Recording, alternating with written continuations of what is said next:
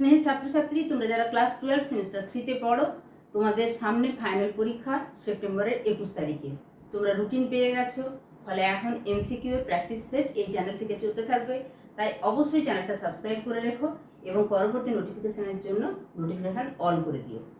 আজকে জনসংখ্যা চ্যাপ্টার অর্থাৎ মানবীয় ভূগোলের যেটি প্রথম চ্যাপ্টার, তোমাদেরকে বলেছি ভারতের ভূগোলটা তোমরা নিজেরাই পড়বে, যেহেতু ক্লাস 10-এ পড়েছো ওটা বুঝতে পারবে। তাও যদি কোনো অসুবিধা হয় অবশ্যই কমেন্ট সেকশনে কমেন্ট করো। এবারে যে মানবীয় ভূগোলের দুটি চ্যাপ্টার আছে, জনসংখ্যা এবং জনবসতি, তার জনসংখ্যা চ্যাপ্টারের যেমন কনসেপ্ট ক্লিয়ারের ক্লাস চলছে, একই সাথে চলছে এমসিকিউ এর ক্লাস। আজকে এমসিকিউ এর দ্বিতীয় ক্লাস। প্রথম কোশ্চেন, দ্রুত জনসংখ্যা বৃদ্ধি পেতে থাকলে অর্থনীতিতে যে নিম্নগামিতার সৃষ্টি হয় তাকে কি বলে? জনসংখ্যার লভ্যাংশ নাকি জনসংখ্যার উদ্ধৃতি, না জনবিস্ফোরণ, না জনসংখ্যার ফাঁদ? জনসংখ্যার ফাঁদ। দ্রুত জনসংখ্যা যদি বৃদ্ধি পায় তখন অর্থনীতিতে নিম্নগামিতা দেখা যায়। পরের প্রশ্ন, দ্বিতীয় বিশ্বযুদ্ধের পরবর্তীকালে কানাডা, ইউএসএ, নিউজিল্যান্ডে যে অতি দ্রুত হারে জনসংখ্যা বৃদ্ধি পায় তাকে কি বলে? জনসংখ্যা, জাস্ট এক সেকেন্ড পেনটা নিয়ে নি।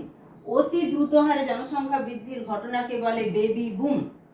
19-এর দাগে বেবি বুমের ঠিক পরবর্তীকালে ইউএসএ তে যে অতি দ্রুত হারে জনসংখ্যা হ্রাস পেতে থাকে, তাহলে এখানে দ্রুত হারে জনসংখ্যা যেটা বৃদ্ধি পেল সেটা হচ্ছে বেবি বুম, আর যখন হ্রাস পাচ্ছে তখন হচ্ছে বেবি বাস। অতীতে জনসংখ্যা বৃদ্ধির হার ও বর্তমান জনসংখ্যার প্রেক্ষিতে যখন ভবিষ্যতের জনসংখ্যার হিসাব করা হয় তখন তাকে কি বলে? জন অভিক্ষেপ। এই জন অভিক্ষেপের যে বিভিন্ন আকৃতি সেগুলো তোমাদেরকে, অর্থাৎ কোন পর্যায়ে কিভাবে জনসংখ্যা বৃদ্ধি পেয়েছে সেটার এখনো ক্লাস বাকি আছে, জনসংখ্যা পিরামিড বাকি আছে। তো তার জন্য কিন্তু অবশ্যই চ্যানেলের প্রত্যেকটা ক্লাস দেখতে থাকো। এরপরে 21-এর দাগে, যে সকল দেশে বাইরের দেশ থেকে উন্নত মেধার আগমন ঘটে তাকে কি বলে? যেখানে আগমন ঘটছে উন্নত মেধা, তারা ব্রেন গেন করছে, তাই তাকে বলে ব্রেন গেন। মায়ানমার থেকে রোহিঙ্গাদের ভারতে আসার ঘটনাকে কি বলা হয়? মায়ানমার থেকে যখন রোহিঙ্গারা ভারতে এসেছিল তাকে বলা হয় অভিবাসন বা ইমিগ্রেশন। এই প্রসঙ্গে তোমাদেরকে ইমিগ্রেশন আর ইমিগ্রেশন, এটা বারে বারে বলেছি, এমিগ্রেশন MMI, এটা ই দিয়ে শুরু, এমিগ্রেশন এর মানে হচ্ছে এক্সিট করা, ই দিয়ে শুরু এক্সিট। আর ইমিগ্রেশন IMMI, ইমিগ্রেশন আই দিয়ে শুরু, সেটা হচ্ছে ইন করা। কোনো দেশে ইমিগ্রেশন মানে সেখানে ইন করছে। ভারত থেকে যদি কেউ কাজের জন্য ইউএসএ তে যায় সেখানে কি হচ্ছে? সেখানে ইমিগ্রেশন হচ্ছে, কিন্তু ভারত থেকে তার এমিগ্রেশন হয়।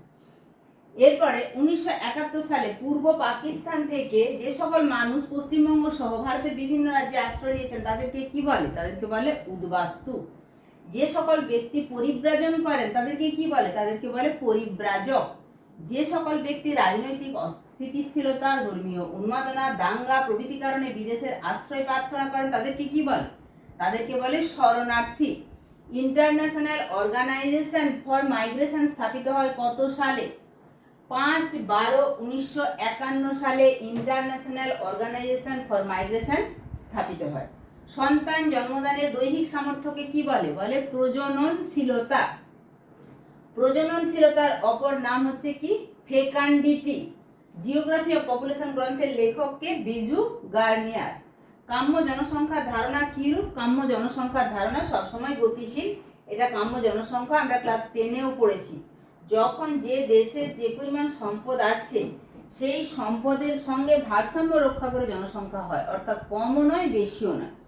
জনসংখ্যা কম যদি হয় তখন কি হবে? সম্পদের ঠিকঠাক ব্যবহার হবে না। আবার যদি জনসংখ্যা বেশি হয়, যে পরিমাণ প্রাকৃতিক সম্পদ আছে, তাহলে কিন্তু অভাব, দারিদ্র, দুর্ভিক্ষ ইত্যাদি দেখা দেবে।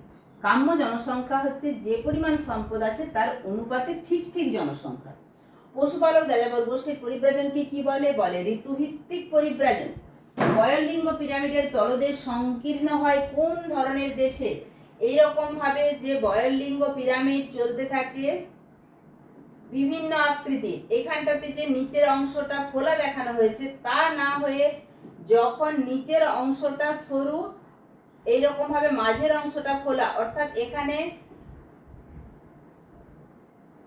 দেখো এখানটাতে হচ্ছে শিশু, এই অংশটাতে কিশোর, মাঝ বয়সী জনসংখ্যা বেশি বলে মাঝের অংশটা খোলা।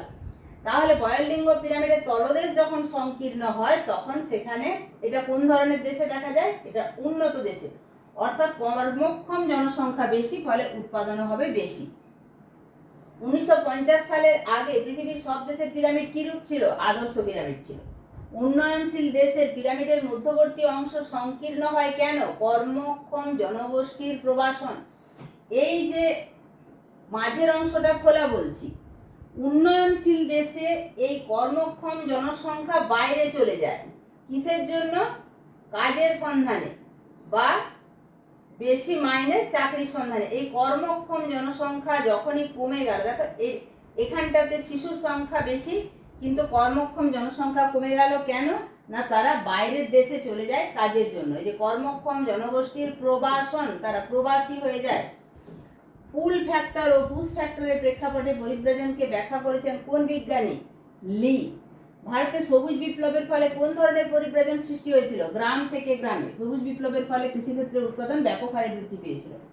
অবসর জীবনে কোন ধরনের পরিব্রাজনের সম্ভাবনা বেশি থাকে? অবসর জীবনে মানুষ কাজ ছেড়ে, মানে সারা জীবন কাজ করে এসছে, অফিস করে এসছে, তারপরে যেটা অবসর সময়, সেই সময়টা সে গ্রামে নিরিবিলিতে প্রকৃতির সাথে কাটাতে চায়। তাই শহর থেকে গ্রামে প্রব্রজনটা বেশি দেখা যায়, শহর থেকে গ্রামে। দুটি স্থানের মধ্যে যতজন মানুষের আগমন হয় ও যতজন মানুষের গমন হয় তার যোগফলকে কি বলে? তার যোগফলকে বলে স্থূল পরিব্রাজন। জলবায়ু পরিবর্তনজনিত কারণে যে পরিব্রাজন ঘটে তার ফলে সৃষ্ট উদ্বাস্তুদের কি বলে? তাদেরকে বলে বাস্তুতান্ত্রিক উদ্বাস্তু।